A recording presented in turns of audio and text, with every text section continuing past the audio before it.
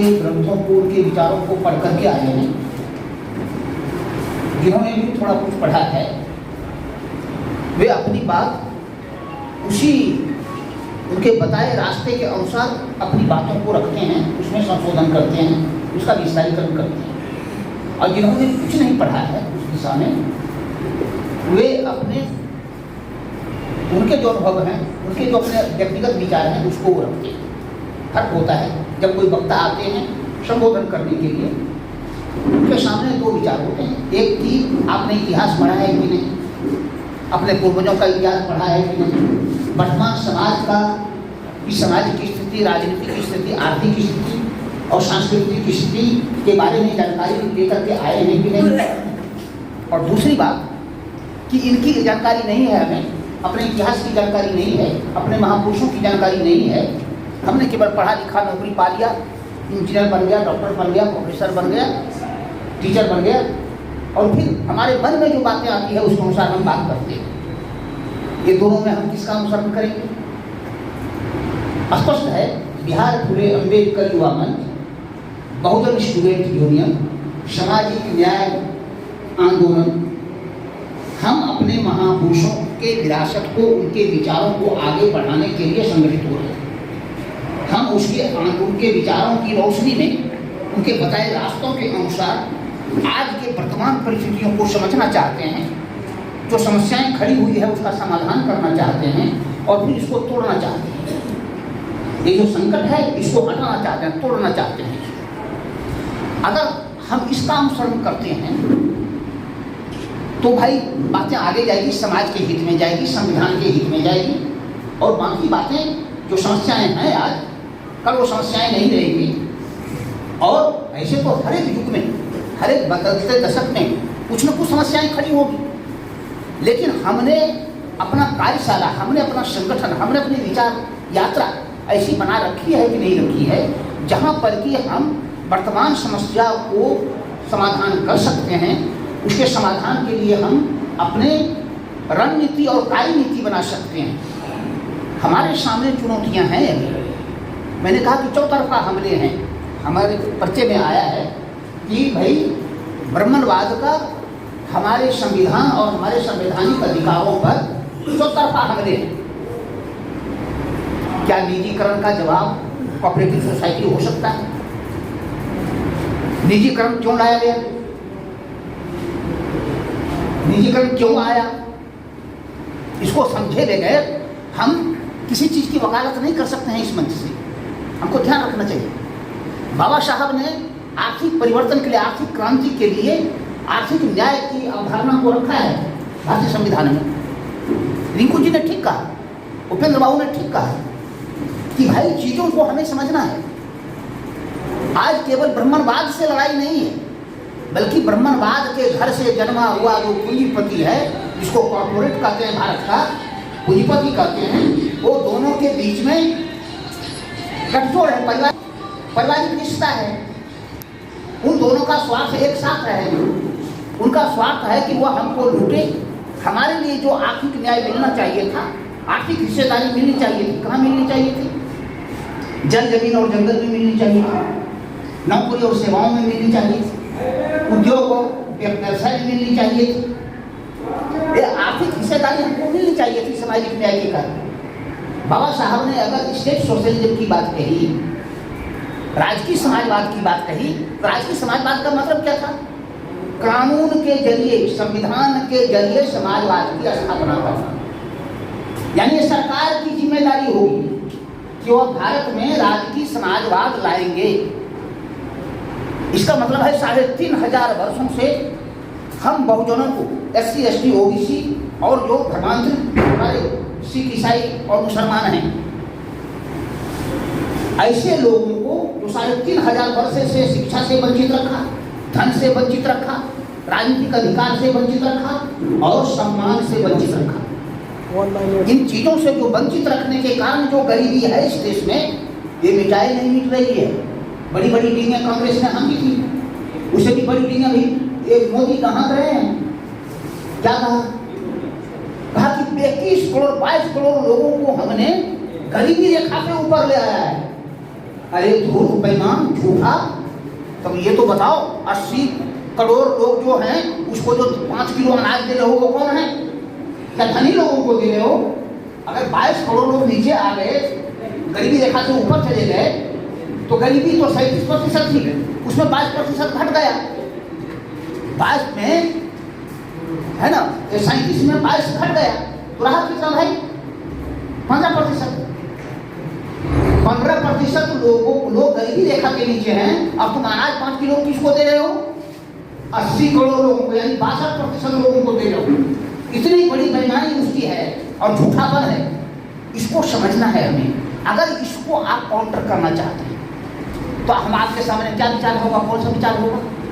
बाबा साहब का राजकीय समाजवाद होगा, बाबा साहब का आर्थिक न्याय, संविधान का आर्थिक न्याय होगा, बाबा साहब का आर्थिक न्याय होगा, यानी जल, जमीन और जंगल, व्यवसाय, नौकरी, सभी में हिस्सेदारी हमें चाहिए। कितनी हिस्सेदारी चाहिए?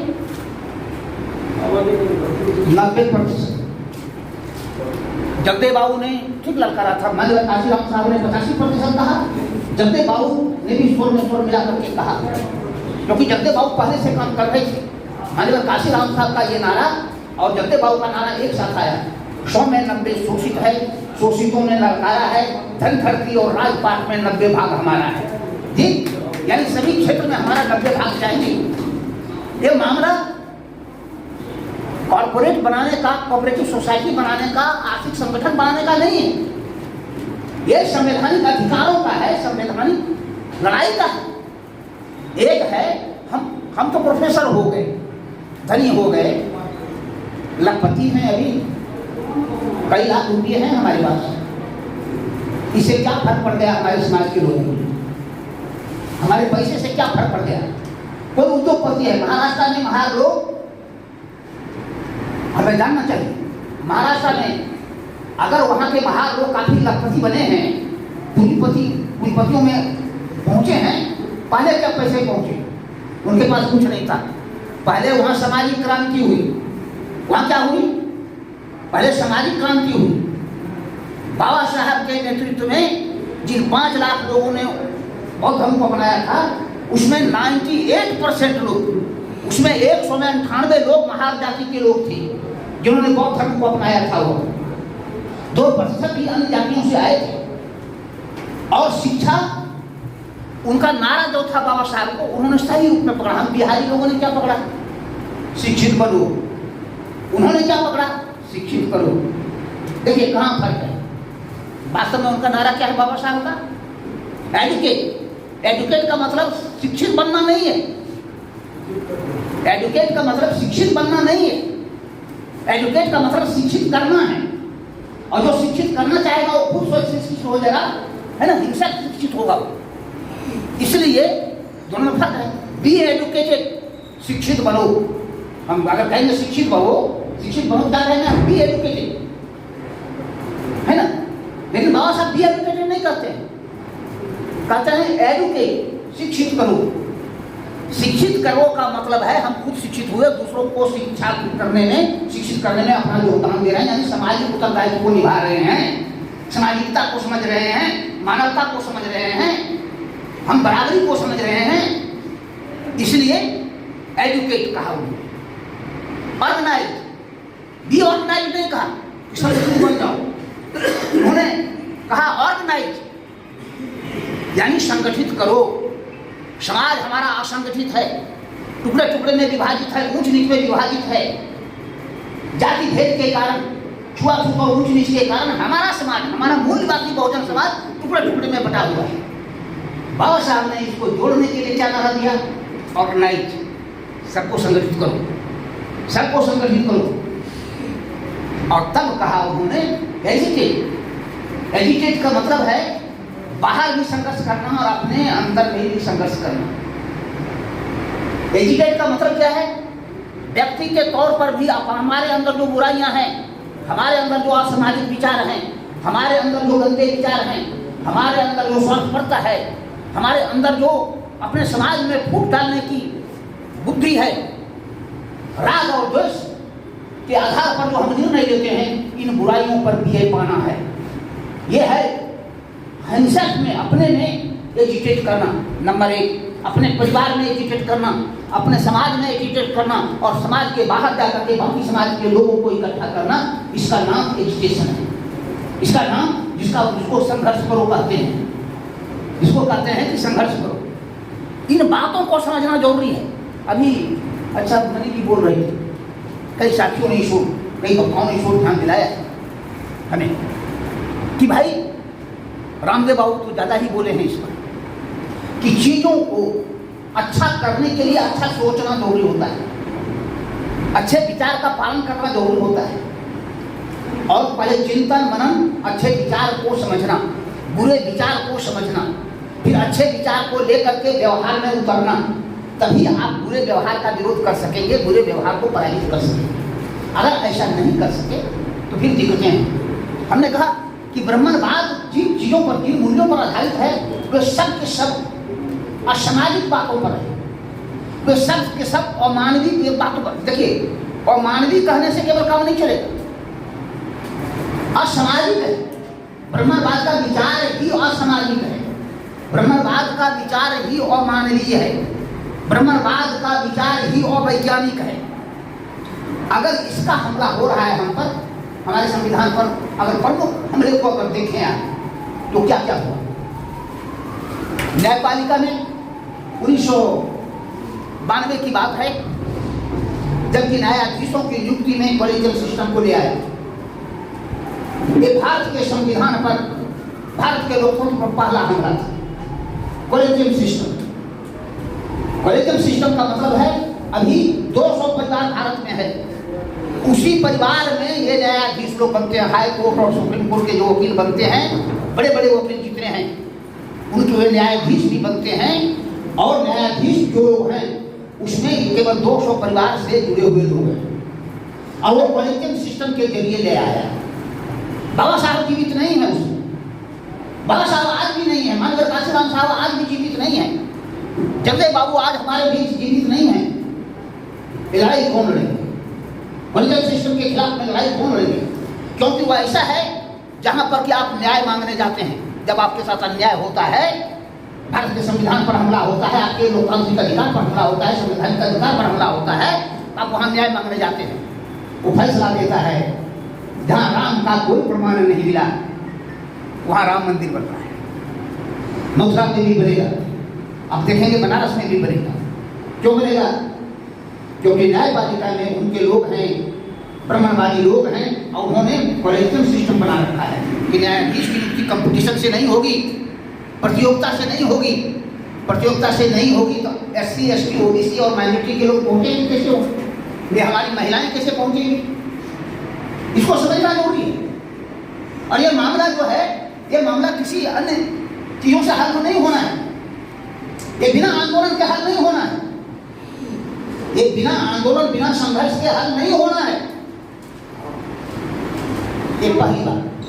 दूसरी बात, मोदी सरकार के पहले कांग्रेस ने, ये 1991 से मनमोहन सिंह, ये नरसिम्हा राव बाद में मनमोहन सिंह ने, उसमें वित्त मंत्री थे मनमोहन सिंह, ये हमारे यहाँ उदारीकरण लाया, और उदारीकरण लाया, निजीकरण लाया। ये उदारीकरण, निजीकरण किस लिए था? पूंजीपतियों को काले धन के उपयोग के लिए, गलत काम करने के लिए उदारीकरण, यानी नियम कानून इस पर प्रतिबंधित नहीं होगा। उदारीकरण का मतलब था नियम मुक्त व्यापार, जहां नियम और नैतिकता के आधार पर नहीं, सामाजिकता के आधार पर नहीं, संविधान के आधार पर व्यापार नहीं होगा, उद्योग नहीं होगा।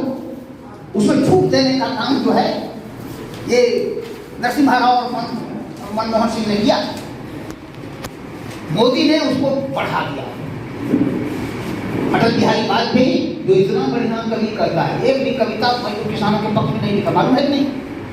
बड़का साहित्यकार है, कवि है, महाकवि कहता है उसको अटल बिहारी वाजपेयी। एक भी कविता मजदूरों के लिए नहीं, किसानों के लिए नहीं, दलितों के लिए नहीं, पिछड़ों के लिए नहीं, एक भी कविता उसकी नहीं है, एक भी रचना नहीं है, महाकवि है इस देश में। ये समझना है हमें। उसने भी क्या किया? कांग्रेस की नीति से उसको विरोध नहीं था, इसलिए नरसिम्हा राव और मनमोहन सिंह ने जो कुछ किया उसको उसने आगे बढ़ाया, और फिर आया कौड़ी से भाव में अटल बिहारी वाजपेयी के काल में कौड़ी के भाव में भारत के उद्योग बेचे गए, सरकारी उद्योग बेचे गए, सरकारी संपत्ति बेची गई। और ठीक यही काम ये मोदी सरकार पिछले 10 वर्ष से करी है। घाटा किसको हो रहा है? जिन संस्थानों को बेच दिया गया वहां हमारे लोग अब नौकरी नहीं पा सकते। SC ST OBC और माइनॉरिटी के लोग नौकरी नहीं पा सकते, नहीं मिल रहा है। अभी तक जितनी नियुक्तियां हुई है नहीं मिल रहा है। और स्थिति तो ऐसा खड़ा कर दिया इस पूंजी ने, कॉर्पोरेट ने, ये पैसे वालों ने और ये राजनीति ने, ब्रह्मवादी राजनीति ने क्या किया? अभी के इलेक्शन में 401 पर 3 दिन पहले तक जो सीट घोषित की गई थी उसमें 59% सीट, 59% कैंडिडेट भाजपा का केवल सवर्ण जाति के लोग हैं। 60% अभी तो यह और बढ़ेगा, अभी और ये बढ़ेगा। ये समझने के लिए अगर वो वहां जाएगा, एक तो ऐसे ही हमारे लोग गूंगे और बहरे हैं जो जीत के भी गए हैं दूसरे दल से, SC ST OBC वो गूंगे और बहरे हैं, एक भी शब्द बोलते नहीं है वहां। वो गूंगे बहरे की जमात में वो सवर्णों को ले जा रहे हैं भारी संख्या में, इसलिए कि जो बची खुची संपत्ति है इसको भी निजी हाथ में वो देंगे, हम लोगों को भिखमंगा बनाएंगे, हमारे भविष्य को, हमारे छात्रों को, हमारे युवाओं को दर दर भटकने के लिए, मजदूरी करने के लिए दिल्ली, कोलकाता, मुंबई जैसे शहरों की ओर भागना पड़ेगा। अभी जितनी संख्या में है इससे कई गुना संख्या बढ़ने वाली है। 83% तो बताया है सरकार के आंकड़े हैं, हमारे आंकड़े नहीं है। ये 83%, 83% हमारे छात्र युवा बेरोजगार है। ये कौन है 83% लोग? भाई रिंकू जी, केवल पढ़े लिखे बोलने से काम नहीं चलेगा। पढ़े लिखे लोगों की संख्या हमारे जो है उसमें जो 68% आपने कहा है, वो पढ़े लिखे लोगों में अधिकतर 80% लोग हमारे लोग हैं, SC ST OBC के लोग हैं जो बेरोजगार हैं, छात्र युवा बेरोजगार हैं। ये बातें यहाँ है, उसका बढ़ती विश्लेषण नहीं है, श्रेणीगत विश्लेषण नहीं किया है ना। आंकड़ा भी ऐसा भेजता है जिसमें कि आप जाने लेकिन कंफ्यूज रहे। लेकिन मैं सभी छात्रों के लिए कहना चाहता हूँ, युवाओं के लिए कहना चाहता हूँ, क्यों छात्र और युवा के आंदोलन की आवश्यकता है आज के दौर में, इसको हमको आपको समझना जरूरी। बिहार पूरे अम्बेडकर युवा मंच के साथियों को, बहुजन स्टूडेंट यूनियन के साथियों को, सामाजिक न्याय आंदोलन के साथियों को, भीम आर्मी को, भीम सेना को, ऐसे जो बहुजन संगठन है बिहार भर में, उन युवाओं को, उन छात्रों को समझना जरूरी है। भविष्य उनका अधिकार है। MA पास करने के बाद, इंजीनियर डॉक्टर होने के बाद भी उनको नौकरी करनी पड़ेगी। कैसी नौकरी करनी पड़ेगी? निजीकरण के यहाँ अगर करेंगे तो 10-20 हजार रुपये की नौकरी करेंगे और उनको ये नौकरी भी मिलेगी तो अपमानजनक स्थिति में मिलेगी और सम्मान पूर्वक नहीं मिलेगी। जब आप सरकारी उद्योग में नौकरी करते हैं, सरकारी कार्यालयों में करते हैं, वहां आपको सम्मान भी मिलता है, अपना सम्मान भी आप वहां सुरक्षित है आपका। लेकिन पूंजीपतियों के यहाँ आपका सम्मान भी सुरक्षित नहीं है। कब वो संगठन तो पर गाली दे दे आपको, कब वो आपको घर से बाहर कर दे, कब वो नौकरी से बाहर कर दे। अब तो दिल्ली यूनिवर्सिटी की स्थिति ऐसी है जहाँ पर कि SC ST OBC को सीधे तौर पर हटाया जा रहा है। अनेक सेंट्रल यूनिवर्सिटी में ये बातें हैं, इसलिए कहीं भी सुरक्षित नहीं है। ये निजीकरण का मतलब साफ साफ है, ब्राह्मणों के द्वारा, ब्राह्मणों के घर, ब्राह्मणों के लिए है। ये निजीकरण का मतलब यही है, ब्राह्मणवादियों के लिए है, सवर्णों के लिए। ब्राह्मणवादी मतलब ये पिछड़े भी हैं, ये दलित भी ब्राह्मणवादी बहुत लोग हैं, लेकिन इनके लिए नहीं है। राम नाम इधर भजने वाले जो लोग हैं, राम मंदिर में काम देने वाले, उनके लिए वहां नहीं है। ये बात समझ लें, हम ब्राह्मणवादी हैं लेकिन ब्राह्मणवाद के प्रवक्ता नहीं है। पिछड़े वर्ग में, दलितों में ब्राह्मणवाद के प्रवक्ता नहीं है, ये अंधाभक्त हैं। सब दिन हाथ जोड़ा है, सब दिन अपमान सह करके जिया है, वे आज भी उसी तरह से जीना चाहते हैं। और नहीं तो क्या कारण है? रामविलास पासवान जी का, मैं ये कह सकता हूँ, रामविलास पासवान ने अपने व्यक्तिगत सम्मान के साथ कभी समझौता नहीं किया।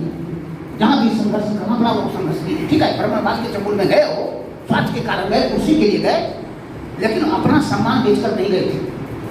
लेकिन उनके भाई पासवान और ये चिराग पासवान को देखने से ये लगता है क्या उसमें वही गुण है, सब सम्मान। एक सीट नहीं दिया, धक्का मार करके बाहर कर दिया मोदी ने।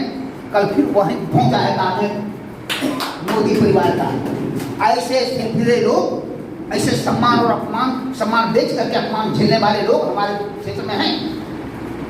क्या नेता था केंद्रीय महाराष्ट्र का एक समय अठावले बहुत बड़े नेता थे, मालूम है नहीं, शेर थे वो, शेर को मोदी ने पिंजरे में बंद, एक भी सीट महाराष्ट्र में नहीं दिया, कहता लेकिन मैं वही हूं। इसको बोलते हैं जूता खा करके भी देश उखाड़ करके अलग हो, है ना, जूता खा। हमारे जितने भी बड़े बड़े नेता थे, आप कहते हैं चिराग पासवान के साथ ऐसा व्यवहार होने से जो हनुमान भक्त अपने करते हैं या भारत के साथ ऐसा हो रहा है, मैं खुश हूं? खुश नहीं हूं। एक समय की इनकी चलती थी, जो सम्मान की बात करते थे समाज के लिए, उस रामविलास पासवान के घर में ऐसा हो रहा है। हमें दुख इस बात का है, हमें दुख इस बात का है। अठावले के साथ हो रहा है। भाई मायावती जी अनेक पंचरे भांजते रहती है। किसने पंचरे भांजते रहती है? किसके लिए? भतीजा को आगे बढ़ाने की, और जो संपत्ति अर्जित कर रखी है उसकी सुरक्षा की। इसलिए जानते नहीं, कौड़ी के भाव में टिकट देने के लिए तैयार है, कोई टिकट नहीं देना चाहता है भाजपा का। यह स्थिति हुई है। अब बोलिए हम भाजपा का विरोधी हैं और हमको कहा है कैंडिडेट दीजिए भागलपुर से, बांका से, आप खुद जब उसे लड़ जाइए। ये स्थिति है। ये क्यों दशा आई है? मायावती जो 5 बार मुख्यमंत्री रही, उनकी इतनी खराब दशा क्यों है? उनकी पार्टी की इतनी खराब दशा क्यों है? क्या इसको दूसरे ने किया है? नहीं, अपने स्वार्थ के लिए, अपने पैसे के लिए। और जब आपने सम्मान बेच दिया, जब आपने मिशन को बेच दिया, जब फुले अम्बेडकर की विचारधारा को बेच दिया, आपको अपमान के साथ जीना ही पड़ेगा और चरण वंदना करना ही पड़ेगा। मोदी का, ब्रह्मवादियों का, कॉर्पोरेट, ये करना पड़ेगा। मैं ये बात इसलिए कहना चाहता हूँ, मैं छात्र युवाओं को कहना चाहता हूँ, हमारे जो छात्र युवा सोचते हैं वो पढ़ लिख करके केवल नौकरी हासिल कर लेंगे और सम्मानपूर्वक जिंदगी जी लेंगे, वो सपना, दिन में सपना देखते हैं, वो दिन के सपने हैं। अरे भाई मेरे यहाँ तो बड़े बड़े शेर जो है सरदारत हो रहे हैं। आपकी मुराद क्या है? आपकी मुराद तभी बन सकती है जब फुले अम्बेडकर विचारधारा को आप मजबूत करेंगे, इस चुनौती को स्वीकार करेंगे। बाबा साहब ने रास्ता दिखाया है। हम लोग बाबा साहब को मानते हैं क्या? हम लोग फुले साहब को मानते हैं क्या? हम लोग जगदेव बाबू को मानते हैं? कर्पूरी ठाकुर जी को मानते हैं? हम नहीं मानते। उन्होंने रास्ता दिखाया था। क्या हम भारतीय संविधान को मानते हैं? हम नहीं मानते। बुरा नहीं मानिएगा, हम लोग भारतीय संविधान को न जानते हैं न मानते हैं। बिहार फुले अम्बेडकर युवा मंच के साथियों के कंधे पर उत्तरदायित्व है कि वह इस उत्तरदायित्व को समझे, को संविधान को जाने, पढ़े, जाने, समझे और संविधानिक जीवन, संविधान के अनुसार चलने का संकल्प ले। और यह केवल अगर वो या बांका में या मुंगेर में काम करने से काम नहीं चलेगा, बिहार भर में काम करना पड़ेगा। ये बिहार फुले अम्बेडकर युवा मंच के साथियों के कंधे पर जिम्मेदारी है। क्यों?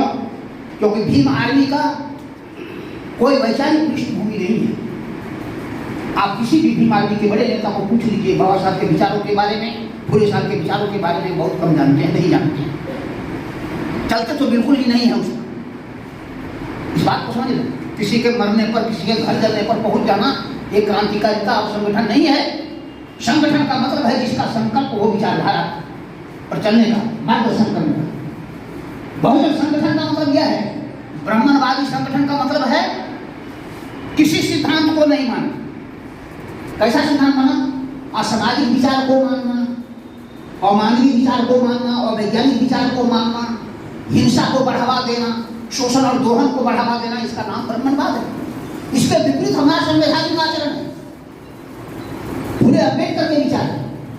अगर इसको लेकर के हम ले चलना चाहते हैं, हमारे कंधे पर ये जिम्मेदारी है कि अन्य जो संगठन है बिहार के, उनका एक सम्मेलन बुलाना चाहिए। हम ऐसे साथियों से संपर्क करके टीम बनाए, बिहार फुले अम्बेडकर युवा मंच के साथी, और उन संगठन के साथियों से संपर्क करके केवल फोन पर नहीं बल्कि करके व्हाट्सएप से जोड़ करके एक सम्मेलन बुलाएं और एक युवा मंच के तहत पूरे बिहार को संगठित करने का काम करें। छात्रों को, बहुजन स्टूडेंट यूनियन के जो छात्र हैं हमारे, ये उनका जिम्मेदारी है वो छात्रों को भी जोड़ने के लिए पूरे बिहार भर में जो भी छोटे छोटे संगठन है बहुजनों के, उनको एक साथ जोड़ करके काम करने का संकल्प लें और उसको आगे बढ़ाएं। यही तभी हम इस चौतरफा संकट से लड़ सकेंगे, इसको पराजित कर सकेंगे। आप समझ सकते हैं ये छात्र युवा सबसे अधिक आगे जो चल करके होने वाला है। अभी जो पीड़ा है, अभी जो शोषण और दोहन है, अभी जो अपमान है वो तो है, इससे भी भीषण परिस्थिति, इससे भी संकटपूर्ण स्थिति हमारे युवाओं और छात्रों के सामने आने वाला है। इसलिए मैं कहना चाहता हूँ कि समय रहते हुए 10-15 वर्ष के अंदर अगर हम लोग एक विशाल संगठन यहाँ खड़ा कर सके बिहार में छात्र और युवाओं का, तो समझिए कि ये समाज को दिशा देगा। यही लोग अफसर बनेंगे, यही लोग टीचर बनेंगे, प्रोफेसर बनेंगे, इंजीनियर बनेंगे, डॉक्टर बनेंगे, आर्थिक क्षेत्रों में भी जाएंगे। और आर्थिक क्षेत्रों में जाएंगे, कोऑपरेटिव सोसाइटी तो बनाएंगे। किसके लिए बनाएंगे? अपने समाज के लोगों को फूले अम्बेडकर विचार के अनुसार, बहुजन विचार के अनुरूप कोऑपरेटिव सोसाइटी बनाएंगे। केवल अपना संपन्न होने के लिए नहीं, इन बातों को समझना हमें जरूरी है। हम आर्थिक उन्नति तो करना चाहते हैं, लेकिन हम राजनीतिक समाजवाद के साथ करना चाहते हैं। हम भारत सरकार में जब शासक बनेंगे, हमको शासक बनने की राजनीति करनी है। अपने छात्र युवाओं को समझना है, आपकी संख्या इतनी है, आप शासक बन सकते हो इस देश का और राजनीतिक समाजवाद ला सकते हो। कानून के जरिए आप क्या करोगे? पूंजी का राजकीकरण कर लोगे, जमीन का राजकीकरण कर लोगे, जंगल जमीन और जल पर जमीन पर कब्जा कर लोगे। आप कर सकते हो, इसे उद्योगों पर कब्जा कर सकते हो। अभी जो निजी हाथ में बेचा है इसको फिर से वापस ला सकते हो, आप ला सकते हो, लेकिन आपके हाथ में शासन चाहिए और ये शासन लाने के लिए संगठन चाहिए। आप अपने नेताओं के भरोसे अगर हो तो ये समझ लो कि आप अभी भी बुरे सपने देख रहे हो। ये बहुत ही बुरे सपने, अपने नेताओं के भरोसे अगर सोच रहे हो तो ये बहुत बुरे सपने हैं। इस बुरे सपने को तोड़ो भाई, खत्म करो और नए सपने देखो, अच्छे सपने देखो जो हमारे महापुरुषों ने हमें दिखाए हैं। इसलिए आज के चौतरफा संकट का महल कहाँ है? हमारे जो बुद्धिजीवी यहाँ बैठे हैं, गार्जियन जो बैठे हैं, छात्र छात्राओं के, युवाओं की, उनकी महती भूमिका है कि वे अपने अपने जगहों पर ऐसे छात्र युवाओं को प्रेरित करें, बताएं। अगर वो नहीं जानते हैं तो उनको बताएं। मनीष जी ने ठीक कहा, 1 घंटे भी जहाँ जहाँ हम हैं अपने समाज के साथ लोगों में जाएं, बहुजन समाज के बीच में जाएं। आज तो कोई भी गाँव ऐसा नहीं है जहाँ SC ST OBC के लोग एक साथ नहीं रह रहे हैं। और जो गाँव रहता था, पूरा मोहल्ला अलग रहता था, वैसी स्थिति है नहीं, क्योंकि पूरा मोहल्ला जहाँ अलग रहता था वहाँ तक जब लोग जाकर बस गए हैं, इसलिए पूरा भर गया है शहर भी और गाँव भी। मैं ये कहना चाहता हूँ कि भाई ये काम हम कर सकते हैं। ये संकल्प होना चाहिए हमारे लिए। बाबा साहब, फुले साहब, माता सावित्रीबाई फुले, छत्रपति साहू जी महाराज, रामास्वामी नायक, इन्होंने पेरियार साहब ने करके दिखाया है और करके दिखाया है अकेले नहीं, संगठन के माध्यम से करके दिखाया है। सब ने बताया कि संगठित रहोगे, संगठित करोगे तभी काम कर सकोगे। अगर आपस में ही करने लग जाओगे, धोबी जमात उधारपासी का सम्मेलन आपस में ही करने लग जाओगे, फूटफाट, ओबीसी को समझने लग जाओगे दुश्मन है हमारा, है ना, तो ब्राह्मणवादी दुश्मन, ब्राह्मणों का क्या करोगे? यूनिसेफ का क्या करोगे भाई? जो संविधान को हड़प रखा है कॉर्पोरेट के लोगों ने, सवर्णों ने पूरे पूंजी को हड़प रखा है, जल जमीन और जंगल को हड़प रखा है, शासन को हड़प रखा है, धर्म और संस्कृति को हड़प रखा है। इसलिए हमारा विचार जो है वह यह साफ साफ है कि भाई ये जो संकीर्णतावादी चीजें हैं, जो हमको तोड़ने वाली चीजें हैं, जो हमको एक दूसरे से अलग करती हैं, ऐसे चीजों से अलग रह करके हमें एकता के सूत्र में बाबा साहब के उन विचारों को आगे बढ़ाना पड़ेगा। फुले साहब के उन विचारों को आपको याद रखना है बार बार। माता सावित्रीबाई फुले दलित लड़के को कंधे पर बिठा करके जा रही हैं हॉस्पिटल अपने बेटे के पास, इलाज कराती हैं, वो लड़का बच जाता है और माता सावित्रीबाई फुले का डेथ हो जाता है वो प्लेग के कारण। इन चीजों को हमें समझना है, हमारी विरासत वो है। हम एक दूसरे को कंधे पर बिठाएंगे संकट की घड़ी में, संगठन बनाएंगे और हमको जो तोड़ करके रखा गया है 6743 जातियों में, केवल हम बोलते हैं, लेकिन उनको इकट्ठा करने के लिए हमें जो अभियान चलाना चाहिए, काम करना चाहिए, वो नहीं कर रहे हैं। बिहार फूले अम्बेडकर युवा मंच यह काम करेगा, युवाओं के बीच में करेगा।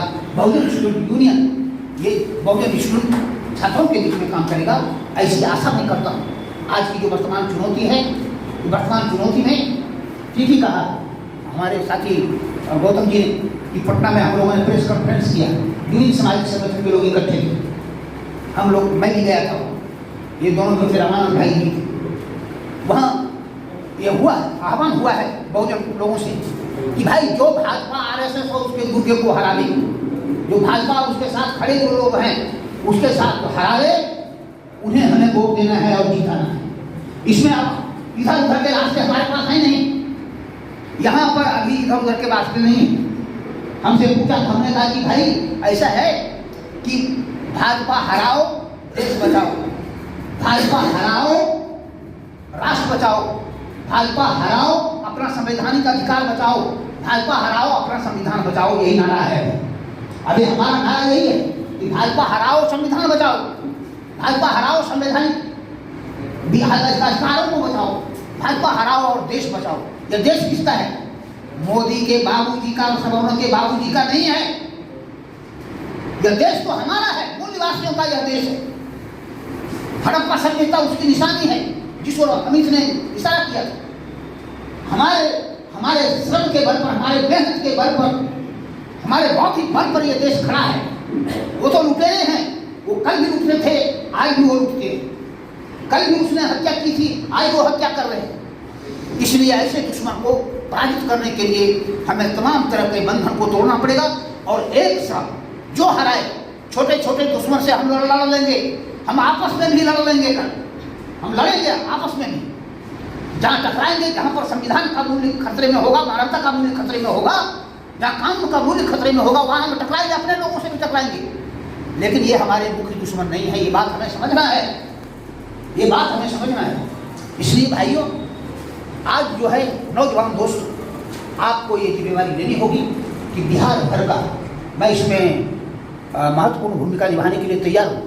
जैसे हमारे इंजीनियर साहब ने कहा, प्रमोद भाई ने, कि मुंगेर में सम्मेलन अगला होगा, घोषित कर दिए हैं, लेकिन घोषित कर दिए हैं। अब आगे हम लोग उस पर विचार करेंगे, आगे हम लोग विचार करेंगे और आगे वहाँ हो और कहते हैं शानदार तरीके से होगा। इसका मतलब है वहाँ संगठनों का जाल फैलेगा, वहाँ युवाओं का संगठन मजबूत बनेगा। हमारा सम्मेलन तो इस पर निर्भर करेगा ना। शानदार सम्मेलन, युवाओं को, छात्रों को इकट्ठा करना हमारा लक्ष्य है, ताकि आने वाले 10 वर्षों में बिहार से सवर्णों के शासन को हम लोग उखाड़ के फेंक सकें। अभी आप केवल दल को हराएंगे, अभी केवल आप दल को हराएंगे, उनको जल जमीन और जंगल से नहीं हरा सकेंगे। आपकी सत्ता जब आपके हाथ में, आपके विचारों के अनुरूप आएगी, तो आप ये काम कर सकेंगे। उपेंद्र बाबू ने भी ये बातें कही थी, हमारे भाई विष्णु भाई ने भी ये बातें कही थी। तो मैं ये कहना चाहता हूँ कि ये काम हमें करना है और ये काम करने के लिए हमें मेहनत की जरूरत है। अभी मनी जी ने कहा कि थोड़ा काम करना है, 1 घंटे 8 घंटे काम करना है। बाबा साहब 18 घंटे, 16 से 18 घंटे पढ़ते थे और लिखते थे और संघर्ष करते थे, तब वो परिवर्तन कर सकते थे। आज तो कम से कम हमारे लिए है ना, कि जितने हमारे मजदूर काम करते हैं, जितने हमारे किसान भाई काम करते हैं, 7-8 घंटे ये लोग काम करते हैं, तभी मजदूरी मिलती है, तभी खेती का काम चलता है। नौकरी करने वाले लोग भी 7-8 घंटे तो काम करते हैं, तभी सरकारी दफ्तरों में या प्राइवेट दफ्तरों में 12 घंटे काम लेते हैं, है ना। तो हम अपने समाज के लिए, हम अपनी मुक्ति के लिए, हम अपने समाज की मुक्ति के लिए, उनको स्वतंत्रता दिलाने के लिए, उनको बराबरी का दर्जा दिलाने के लिए, संवैधानिक अधिकार को वास्तव में लागू करने के लिए हमें 7-8 घंटे तो खटना पड़ेगा। जो साथी हैं, हमारे युवा साथी हैं, वो चाहें तो 7-8 घंटे अपने पढ़ाई के लिए भी कर सकते। आपके पास ये समय और अवसर है, आपका मेधा भी है, आपके पास जज्बा भी है, क्षमता भी है, आप काम करें। और हम जो बूढ़े बुजुर्ग यहाँ बैठे हैं,